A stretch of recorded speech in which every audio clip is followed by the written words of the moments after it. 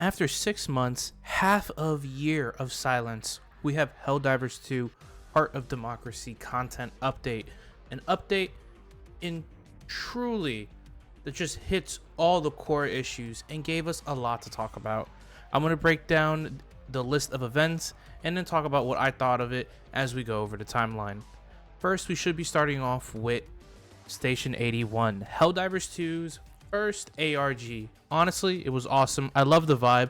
The concept of the Ministry of Truth ordering Helldivers to realign and activate monitoring satellites that orbit Super Earth, all culminating in a Halo Reach slipspace rupture detected scene of the Great Host Illuminate fleet invading into our system. My only real complaint of the ARG was the time gating. Personally, I feel an ARG should only have like 1 to 2 time gates at max. It was really hype killing when we got a Station 81 back online and had to wait like another 10 hours before anything would happen. So if I had to give some feedback, it would be limit the time gates, because 5 time gates was insane.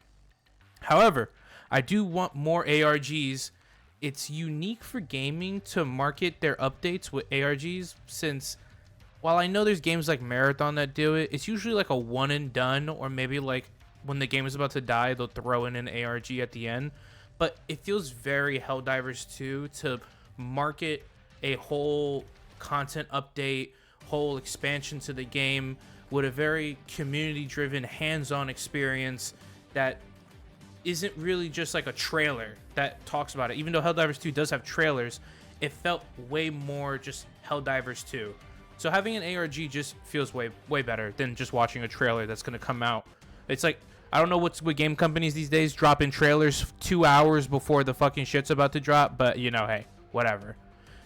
The Battle of Attrition was then launched. With the completion of the ARG, it would be the duty to slow down and inflict as much carnage onto the Great Host as possible, the Squid Fleet, before they were able to hit Super Earth.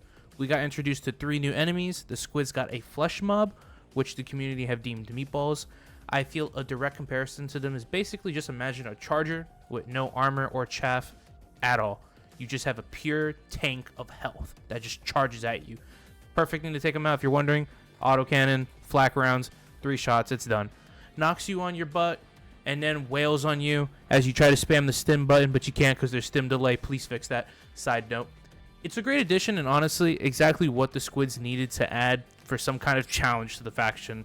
Plus, they spam them even more than chargers, so you can find situations where you have like 5 or 6 meatballs while overseers are shooting you, which segues into the new overseer, the Crescent Overseer, which is an overseer with a mortar with 95% accuracy, and will be just chipping away at your health from far back. So now you're dodging flesh mobs, charging at you, getting bombed by overseers, chased by voteless, and on top of that, shot at by overseers. Why don't we give the Squids the ability to hit you with a strafing one from a Squid Eagle 1, and more accurately called the Stingray? That's right. The Squids now have Eagle strafing runs, which do a metric ton of damage somehow. And it's kind of awesome, to be honest. All this was introduced in the Battle of Attrition that the Helldivers fought, and just these 3 additions really did turn the faction from being a piss-easy sleeper faction to one where I actually have to pay attention to what I'm doing and what I'm bringing. However, the best bug ever was added to the game at the time, which was duping of stratagems, which you could check out last video to see what that was all about. I really had a lot of fun doing this part of the update, but however, I really didn't understand the removal of SAM sites and lowering squid levels from traditional 5 objectives to now only 3. It really lowered the overall length of missions for no reason, and I just don't understand why. Which the removal of SAMs had 2 effects, which I'm torn on. Now, squid ships can actually, drop off the enemies. Before squid ships came in, I was almost never worried because SAMs combined with the warp ship's health, they would be like 9 times out of 10 be shot out of the sky before they could drop a single squid in. Then they reworked the squid ships to have shields, and I think more health, and then SAM sites weren't able to single-handedly solo the drops, but now out of the 6 ships that would come, 2 or 3 of the ships would be able to deploy enemies. Now with no SAM sites, squids have an unchecked squid drop, which is awesome since it's easy to stop from, calling in the reinforcements by just focusing the watchers. But On the flip side, I feel if we're going to remove SAMs, we should revert the changes to warp ships so Helldivers who want to focus on shooting down the ships can do so more easily, which is really the only nitpick I have. But in the grand scheme of things, it wasn't that much really to talk about besides that. The removal of SAM sites with nothing to replace at the time and the same 3 mission types for a week before Super Earth did get a little bit boring, but overall I was having a blast with the new enemies.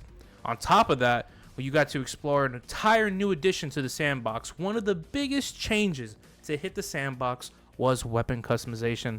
Now, the developers had always had this on the back end. If you ever noticed how some guns had drum mags or laser sights, different foregrips and sights, obviously it was only a matter of time till Helldivers were able to mess around and do the same thing. They even added camos. Now, you won't find anything crazy like dark matter. However, you will get nice lore-friendly camos for getting your gun to max level. The system is really simple.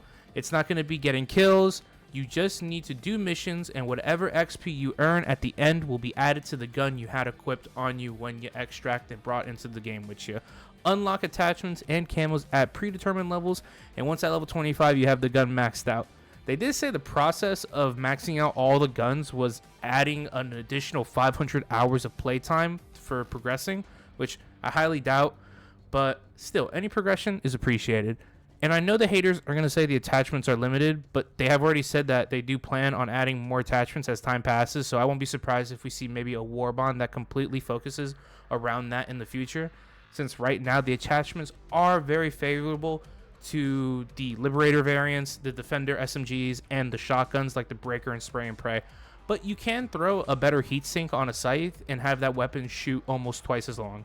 It's a welcome addition, and I plan on making build videos for guns like that as if it was like COD Warzone. It's really awesome, and I'm happy that they added that to the game.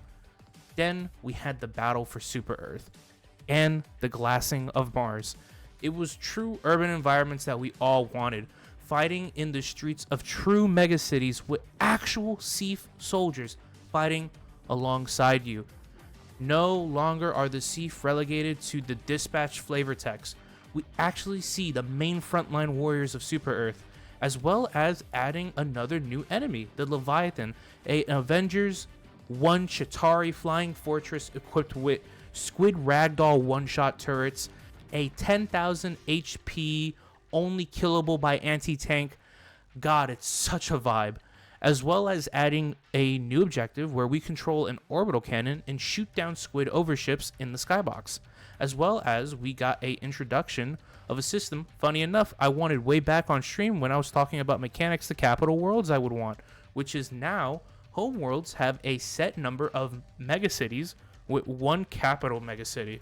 You have to cap each one of the megacities or then cap to the capital to capture the home world, which is awesome. This makes homeworlds feel vastly different from just the usual standard liberation or defense campaigns on other planets.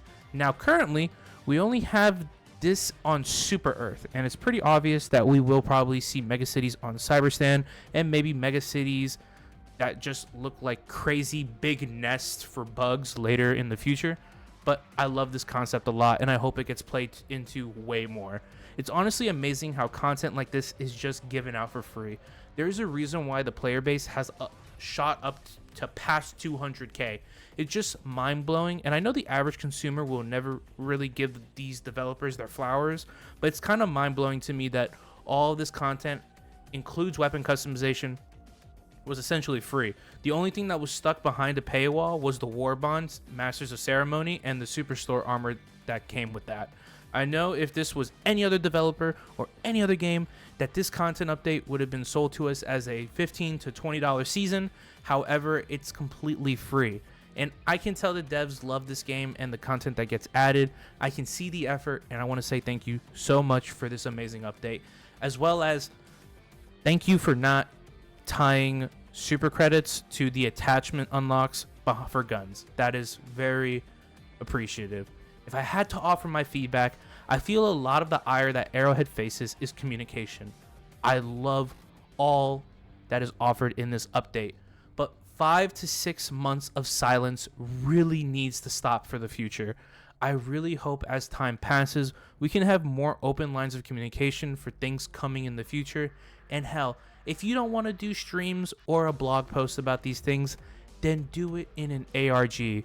I saw in the live stream they had interest in doing trench runner type map objectives in their most recent live stream they did during the update. Why not have an ARG of us decrypting a transmission from a SEAF commander who needs help on the front lines with the bots, which introduces the trench maps? This could be a fun, unique way to market the future of Helldivers updates. It's just when we have these long stretches of radio silence and only can rely on leakers for word on anything, it's kind of causes expectations to be set improperly and surprises are ruined. And I just want Arrowhead to be more communicative. I really can't wait to see the orbital gun mission on the bot front where we shoot out bot ships in low orbit. I just really love this game and I want what's best for it, as well as the expansions on weapon customization. I'm just saying a dual drum mag on a Dominator is a wet dream of mine, and I don't care if it makes my ergonomic stat -10. Give the Dominator a dual drum mag. That's my piece. That's my TED Talk. But tell me what you guys think down below in the comments with the Heart of Democracy update, as well as if you are hopeful for the future of the game. Now, I need to go to Super Earth and finish this fight since we're down to, I think, 2 or 3 mega cities. So I'll catch you on the front line, and remember to be safe and don't drown.